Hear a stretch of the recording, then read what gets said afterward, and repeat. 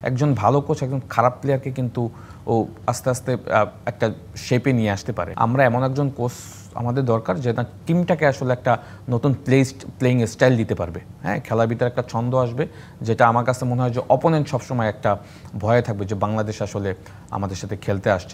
আমাদের কোয়ালিটি প্লেয়ারের থেকেও মেন কথা হয়েছে যে ইটস ডিপেন্ড অন ট্রেনিং সেশনে আপনি কীভাবে শিখাবেন।